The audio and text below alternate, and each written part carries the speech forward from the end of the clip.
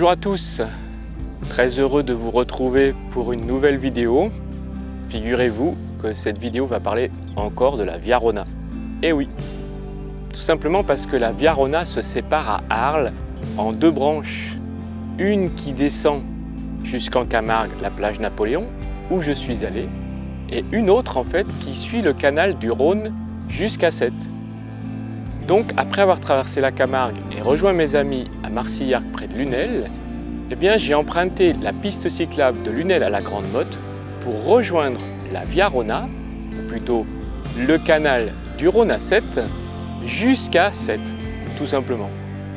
Après Sète, j'ai suivi la piste cyclable au bord de la mer pour rejoindre mes amis au Cap d'Agde et passer quelques jours avec eux. Donc je repars de chez mes amis à Marcillargues.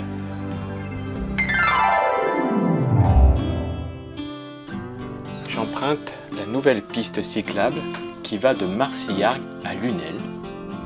Elle est toute neuve, mais vraiment toute neuve, et vraiment très agréable. Ils ont réaménagé une ancienne voie ferrée, et donc qui va du Vidourle à Marcillargues jusqu'à Lunel.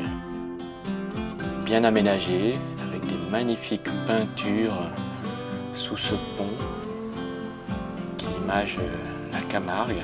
Mais chose bizarre, quand on arrive à Lunel, eh bien on tombe dans un cul-de-sac, il n'y a aucun panneau, aucune indication, on ne sait pas très bien où on est.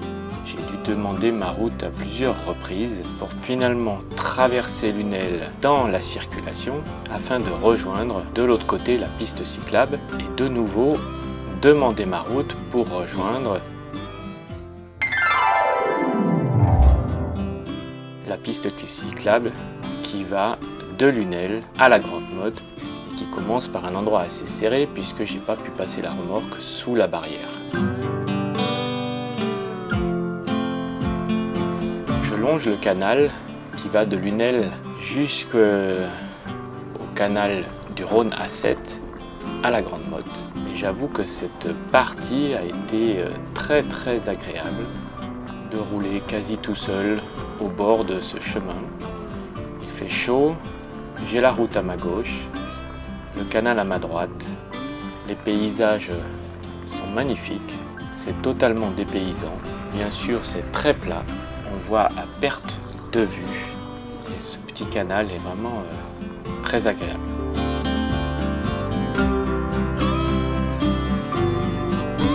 Finalement, je passe sur une piste cyclable bétonnée qui m'emmène sur un pont magnifique dessous le canal du Rhône à Sète où je vais rejoindre la Via Rona juste après le pont qui va me permettre en fait de me diriger vers Sète.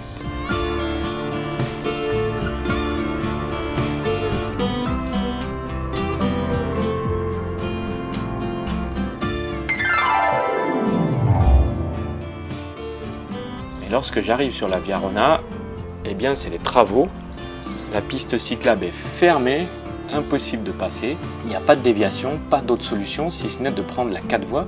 Donc je vais voir avec les ouvriers qu'est-ce qu'il en est et ils m'indiquent qu'en fait c'est la pause de midi et donc je peux prendre la piste qui est en travaux jusqu'à la Grande Motte sans souci.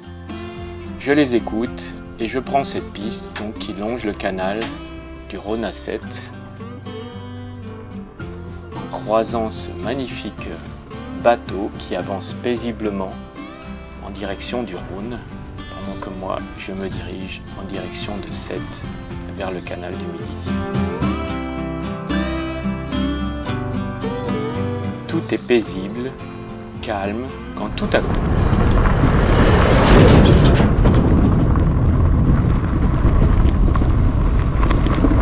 je mange de la poussière. En veux-tu, en voilà. J'en vois pas le bout de ce nuage de poussière. Visiblement, tous les ouvriers n'étaient pas en pause repas.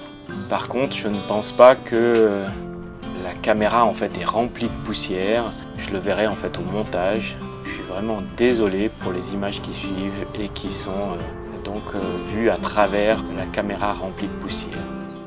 J'arrive à la Grande Motte et je rejoins ces anciennes pistes cyclables qui auraient besoin d'un peu de rénovation. généralement je prends la route parce que c'est plus facile pour rouler, ça secoue moins, il y a moins d'embûches. Et je vais rejoindre en fait la piste cyclable qui longe la mer entre la Grande Motte et Carnon. Ils ont complètement réaménagé le bord de mer, je me reconnais à peine. La route a été supprimée, la route qui longeait la mer a été remplacée par des parkings et par cette piste cyclable qui est assez paisible. Il fait très chaud quand j'arrive à Carnon. Et la traversée de Carnon a été assez difficile parce que mal indiqué, mal fléché. Mais je suis arrivé à traverser pour rejoindre la piste cyclable en direction de Palavas,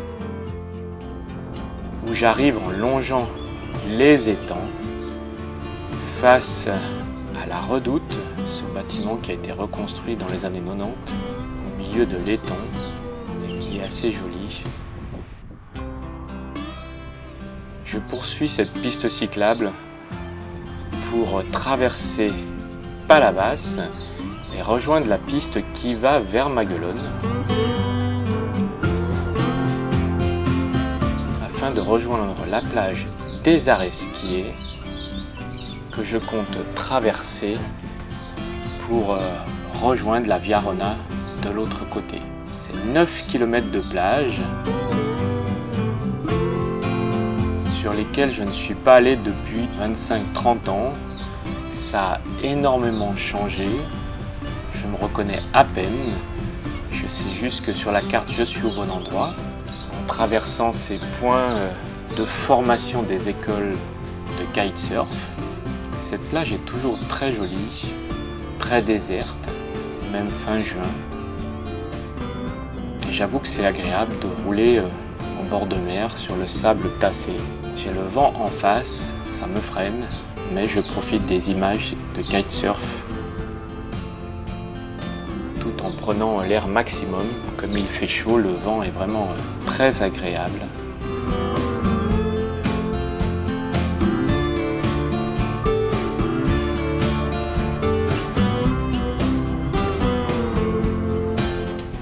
Et après 9 km de traversée, eh bien, je vais rejoindre la Via Rona de l'autre côté en direction de Frontignan puis de Sète. Je longe de nouveau les étangs et Fatou, qui a bien fonctionné jusqu'à maintenant, me fait quelques petits caprices en s'arrêtant.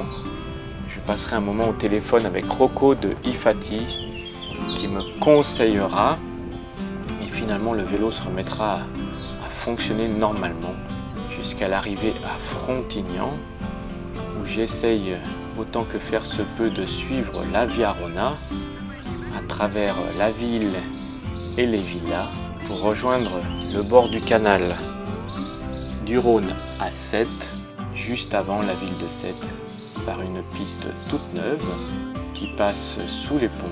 Faire attention, il y a quand même un peu de circulation, d'autres vélos. Je ne suis pas tout seul sur cette piste cyclable, mais je suis le plus large et le plus encombrant.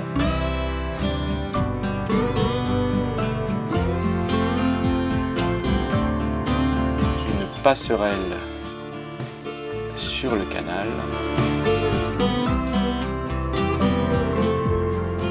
J'arrive de l'autre côté pour rejoindre une partie plus âgée. J'ai failli prendre un vélo, c'était chaud. Heureusement, il n'allait pas très vite, moi non plus, et on a pu se croiser sans problème. Enfin, après avoir traversé cette zone industrielle pas très agréable, j'arrive à Sète dans la circulation. Il n'y a plus de piste cyclable pour la traversée de Sète et je traverse doucement, péniblement dans la circulation qui est assez dense en cette fin d'après-midi. Je freine tout le monde avec ma remorque puisque les voitures ne peuvent pas me doubler. Je traverse Sète qui est en fait avec les joutes, mais vu le monde, je traverse rapidement afin de rejoindre le plus vite possible la corniche et le bord de mer pour rejoindre la piste cyclable qui va me conduire jusqu'au Cap d'Agde.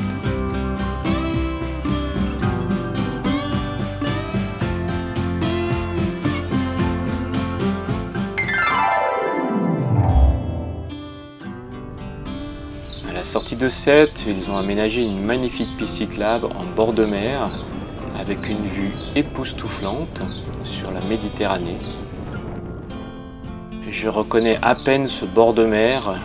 Je ne suis pas venu là depuis pareil 25-30 ans. Ça a énormément changé. Tout a été réaménagé. Et c'est vrai que tout a été fait pour les vélos. C'est bien aménagé, c'est bien agréable de rouler là en étant sécurisé. D'un côté la plage, d'un autre côté les bars.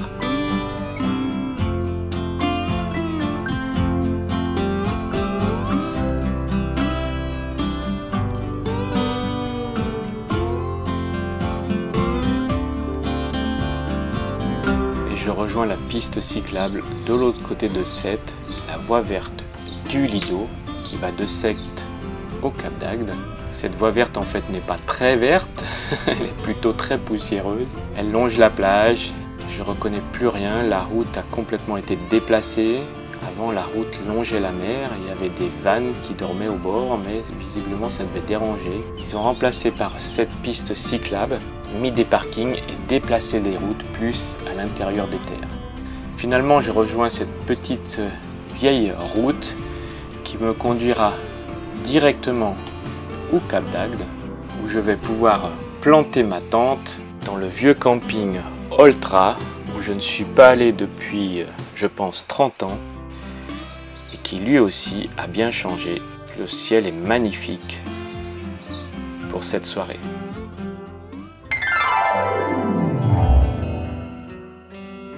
Le lendemain matin, je me réveille avec une vue splendide sur un ciel bleu en ouvrant ma tente. Mais il ne fait pas très chaud. Fatou est toujours là. Et je décide de mettre une veste et même un bonnet pour ne pas trop me refroidir, prendre le petit déjeuner et travailler quelques heures à préparer les autocollants de Encore sur la route que Ictus m'a gracieusement fourni pour vous offrir. N'oubliez pas de me les demander lorsque vous me rencontrez sur la route. Le code c'est ESLR et je vous offre un autocollant gratuitement, n'hésitez pas à me les demander. Encore merci à Ictus pour ce partenariat et cette collaboration. Je décide de visiter le camping, pas en totalité, mais plusieurs personnes m'ont indiqué des endroits assez jolis dans le camping, notamment ces petits chalets très colorés, où on a l'impression d'être à l'étranger, avec les palmiers, c'est vraiment bien aménagé, très très joli. Et je me balade dans ce quartier dans lequel il n'y a pas grand monde pour le moment, puisqu'on est encore au mois de juin. Avant de reprendre mon vélo, direction le centre-ville, puisque j'ai rendez-vous à côté de la Grande Roue avec deux amis de longue date, Betty et Rocky, des bikers que j'ai connus par le biais de la moto. Et c'est super de les retrouver, de boire un verre avec eux à la Madrague, de manger au restaurant. C'était vraiment un bon moment.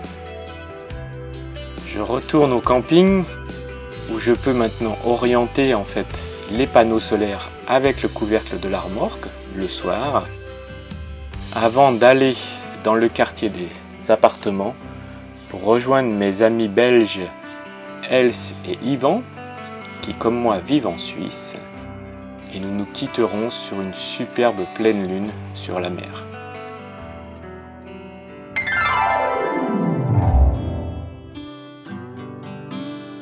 Le lendemain, je dois penser à repartir. Je dis au revoir à mes amis et je reprends la route direction le canal du Midi en direction de Toulouse. J'espère que cette vidéo vous a plu. Si tel est le cas, n'hésitez pas à la liker avec un petit pouce bleu. N'hésitez pas non plus à commenter avec un commentaire positif. Vous pouvez également vous abonner à la chaîne si ce n'est pas encore fait et activer la petite cloche pour être informé des prochaines vidéos. Dans la précédente vidéo, je vous ai parlé que je présentais une FAQ, une foire aux questions. Donc vous pouvez, soit dessous cette vidéo, soit sur Instagram, soit sur Facebook, me poser toutes les questions que vous voulez. Et dans une prochaine vidéo, j'y répondrai.